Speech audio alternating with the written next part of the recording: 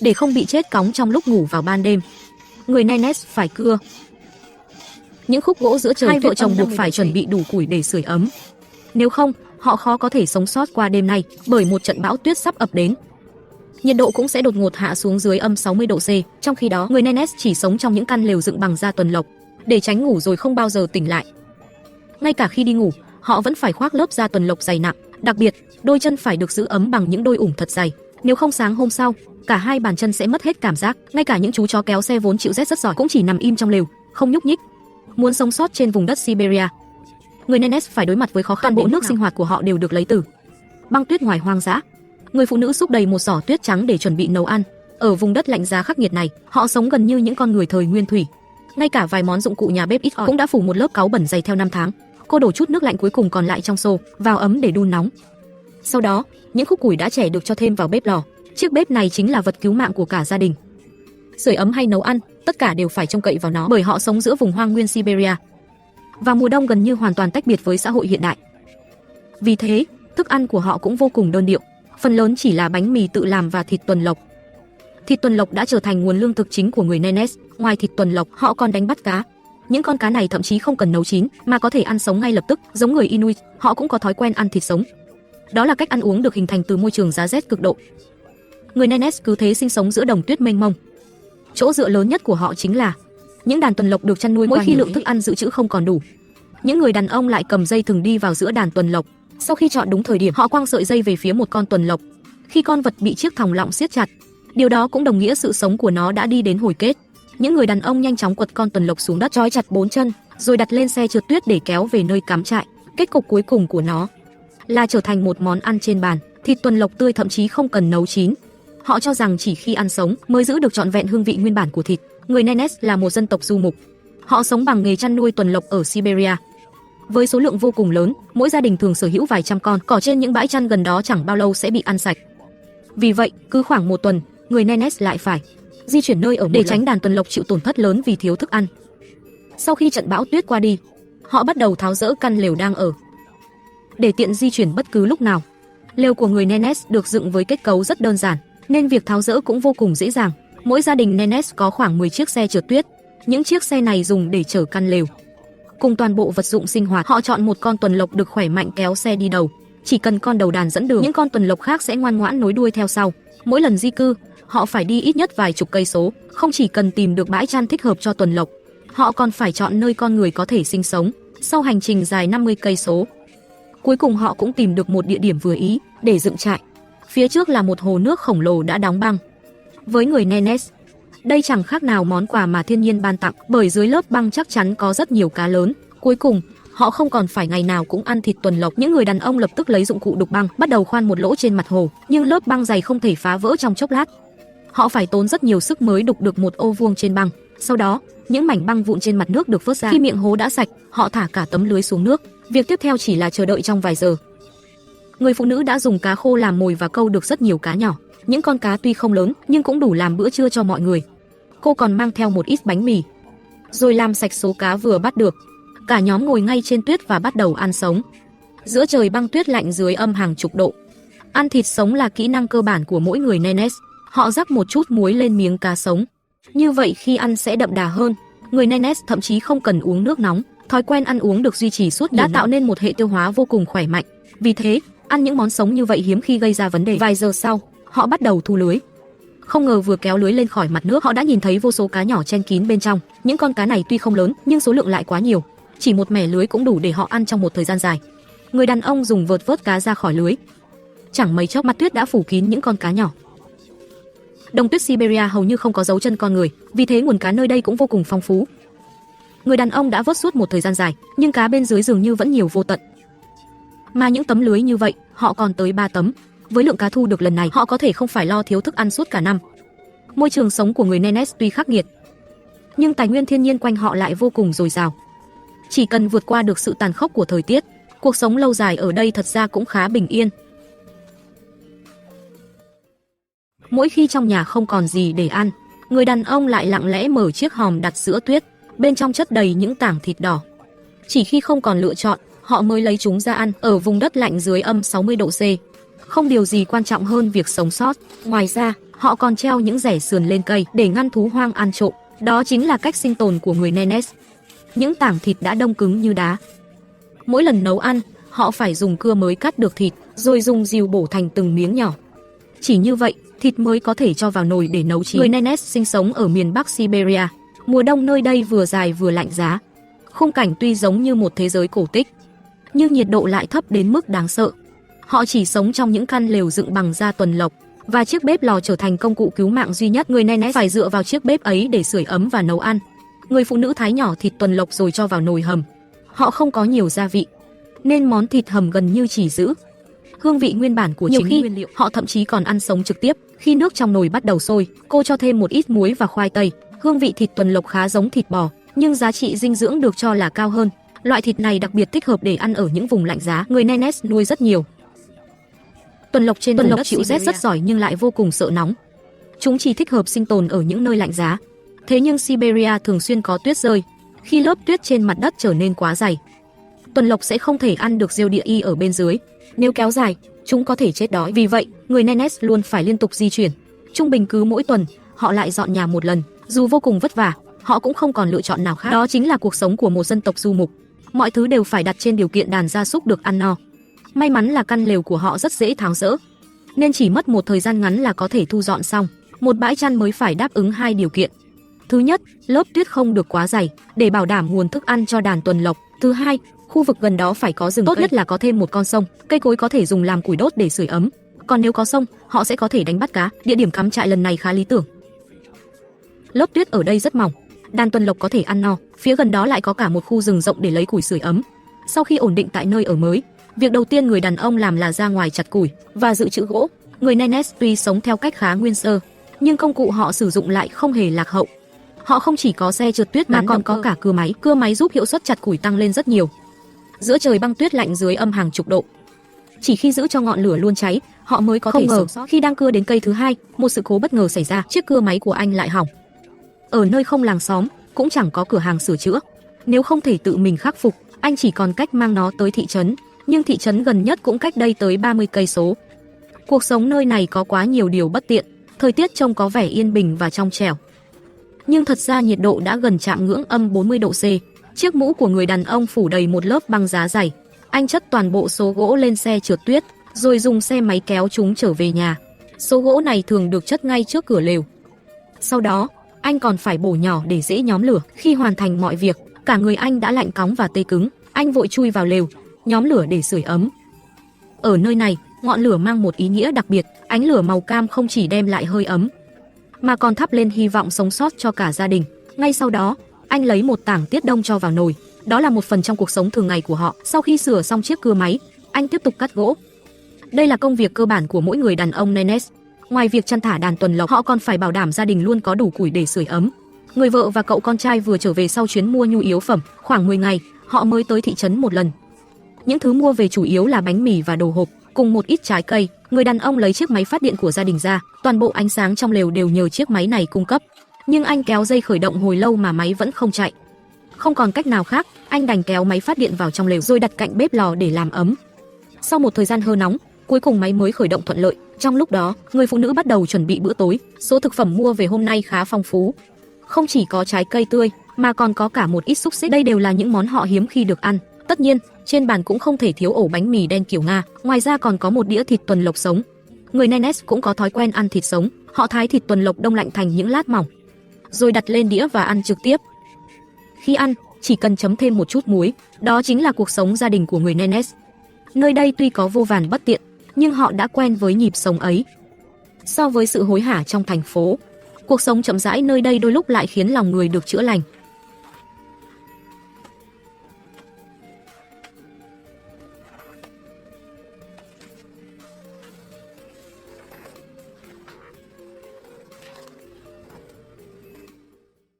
Những chiếc móng tuần lộc này cũng là thức ăn của dân du mục, được bảo quản tự nhiên giữa đồng tuyết Siberia âm 60 độ C. Người Nenes sống trong những căn lều, mưu sinh bằng nghề chăn thả. Họ trải qua một cuộc sống gần như tách biệt với thế giới, quanh năm giữa băng tuyết và những đàn tuần lộc.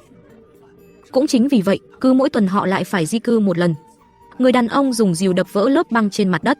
Nhiệt độ cực thấp đã khiến căn lều và nền đất đóng băng dính chặt vào nhau. Cả gia đình đang chuẩn bị tháo lều. để chuyển tới một nơi khác. Căn lều được phủ bằng vải bạt và da tuần lộc. Hai loại vật liệu này giúp họ duy trì hơi ấm trong môi trường lạnh dưới âm hàng chục độ. Khung lều được ghép từ hàng chục cây cột gỗ. Với kết cấu trông vô cùng đơn giản, khi sống ở nơi này, vật dụng quan trọng nhất chính là chiếc bếp lò. Đó là công cụ để người Nenes sưởi ấm và nấu ăn. Không có bếp lò, họ không thể sinh tồn ở đây, bởi thường xuyên phải di chuyển đường dài.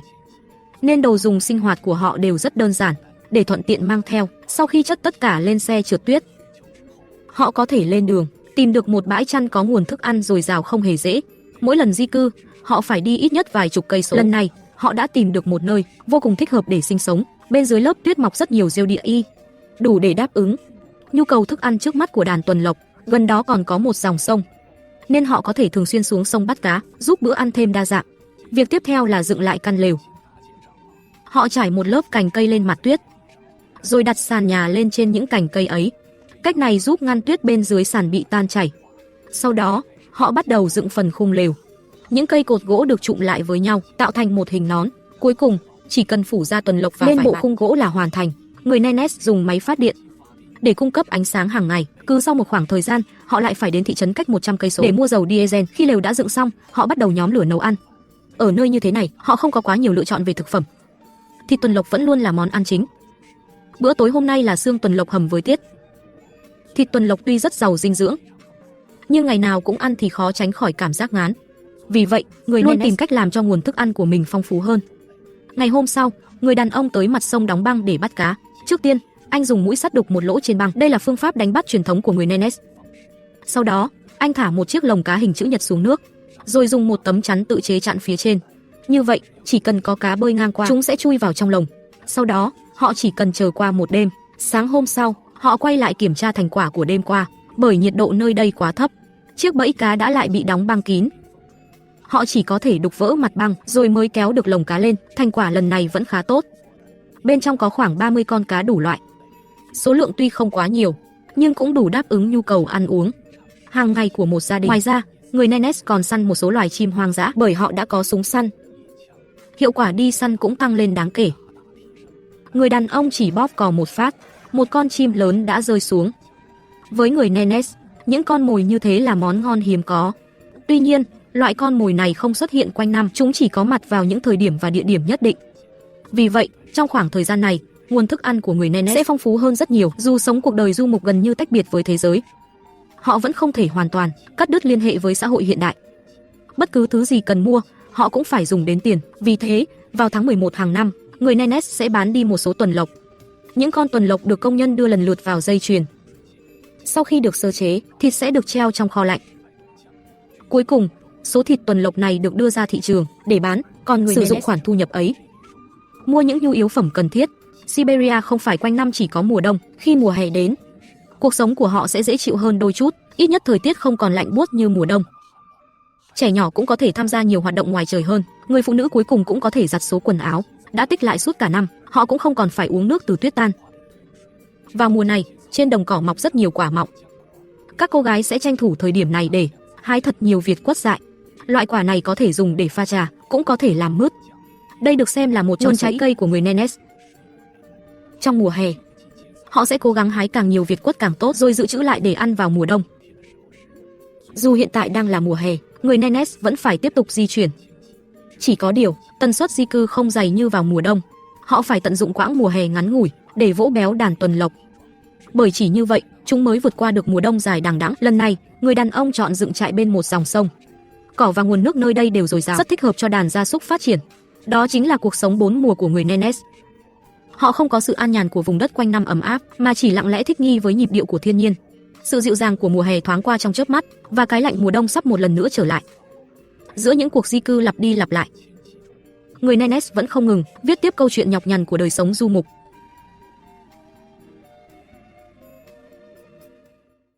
Người phụ nữ bóc một mảng vỏ cây bạch dương, đồng thời phải giữ cho cả tấm vỏ được nguyên vẹn. Đây là công việc quen thuộc của người Nenes vào mỗi mùa hè. Trong thời gian này, họ thu thập một lượng lớn vỏ bạch dương. Không ngờ những tấm vỏ ấy lại là vật liệu quan trọng để dựng nhà. Cô dùng dao nhỏ làm sạch các vết sần và bụi bẩn trên bề mặt.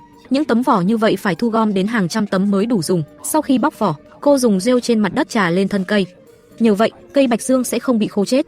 và chẳng bao lâu sau sẽ mọc ra lớp vỏ mới. Tuy nhiên, chỉ có vỏ cây vẫn chưa đủ, người khác xây nhà bằng gạch và bê tông. Còn người Nenes lại sử dụng cả cá. Số cá bắt được này không dùng để ăn, mà được xem như một loại nguyên liệu dựng nhà. Người phụ nữ thái thịt cá thành những dải nhỏ, rồi treo lên giá gỗ để phơi khô. Những tấm vỏ cây cũng cần được làm sạch thêm một lần nữa, không chỉ phải bóc bỏ lớp màng mỏng bên ngoài, họ còn phải kiểm tra xem có chỗ nào bị thủng hay không. Chỉ khi làm sạch hoàn toàn mới có thể chuyển sang bước tiếp theo. Sau đó, những tấm vỏ được bó lại bằng dây mảnh. Lúc này, số cá đã phơi khô bắt đầu phát huy tác dụng. Cô cho phần vào nồi sắt, nấu cùng với vỏ cây.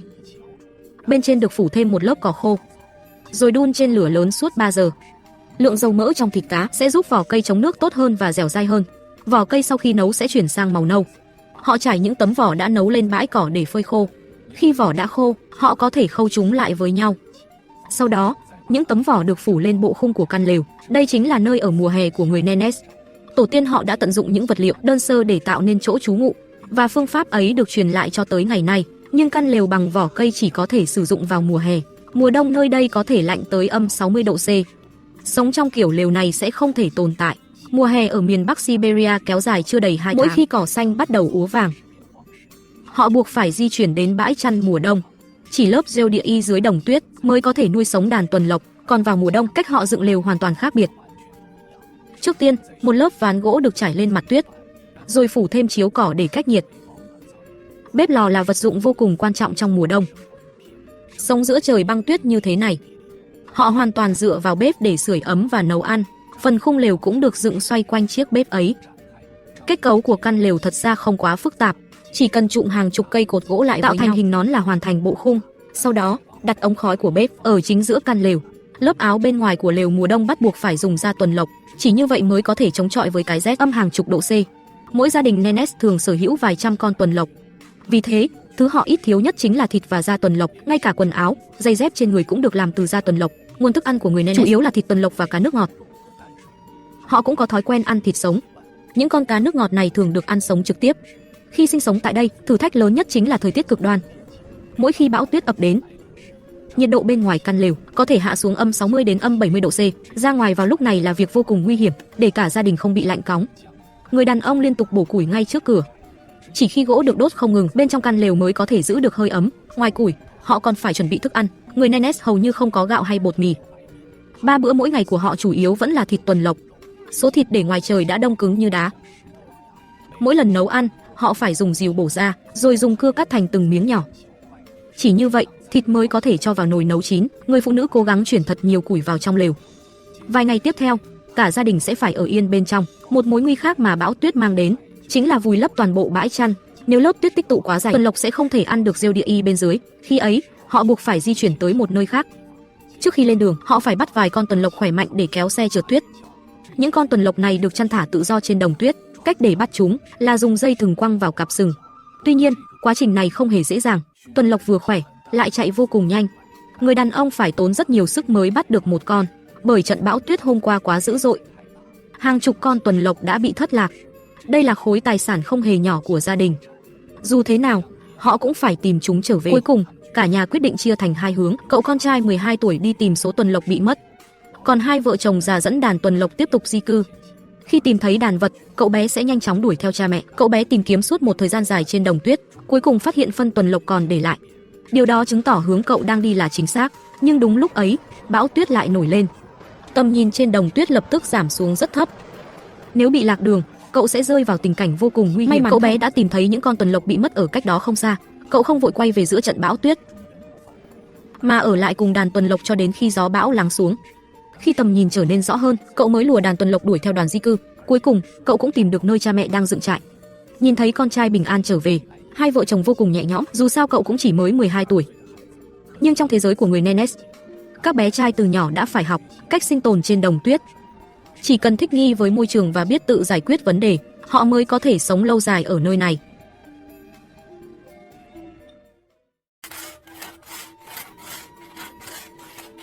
Giữa nhiệt độ âm 60 độ C, con người phải ăn gì mới có thể sống sót để cả gia đình không bị chết đói?